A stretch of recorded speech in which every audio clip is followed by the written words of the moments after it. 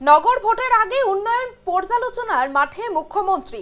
আগরতলার জলাশয় সংস্করণের কাজ খতিয়ে দেখলেন মুখ্যমন্ত্রী।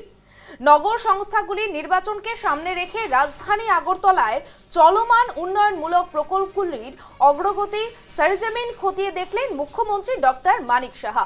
সোমবার আগরতলার মেয়র দীপক মজুমদারের সঙ্গে নিয়ে তিনি স্মার্ট সিটি প্রকল্পের আয়ত্তে সংস্কারাধীন প্রভুবাড়ি এবং শিববাড়ি পুকুর পরিদর্শন করেন।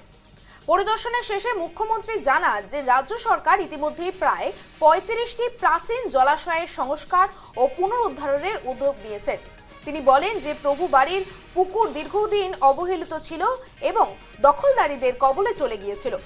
সরকার জমি পুনরুদ্ধারণ করে সংস্কারের কাজ শুরু করেছে। আগামীকাল ৩ মাসের মধ্যে কাজ শেষ করার জন্য সংশ্লিষ্ট আধিকারিকদের নির্দেশ দেন তিনি।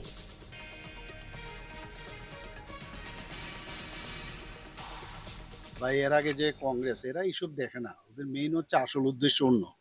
ওরা মানে প্রবলেম সৃষ্টি করে থাকাটাই হচ্ছে মেইন, আর আমরা প্রবলেম সলভ করার মধ্যে বেঁচে থাকতে চাই। মানুষের সমস্যা যদি সমাধান হয় তবেই তো আসল উদ্দেশ্য। তো একদিকে উন্নয়ন, একদিকে আমাদের বিরাসতকে আবার পুনরুদ্ধার করা, সব মিলে মাননীয় প্রধানমন্ত্রীজিও বলে আমরাও সেই দিশায় কাজ করি। আজকে আমি এসেছি কলকাতা থেকে, আসার পর মনে হলো একটু যাই দেখি।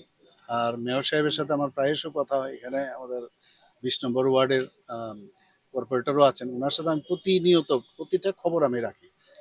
তো আজকে সুযোগ পেয়ে আমি চলে এলাম, দেখি কি অবস্থা। দেখলাম মানে it is up to the mark, और টাইমলি কাজটা কমপ্লিট হবে।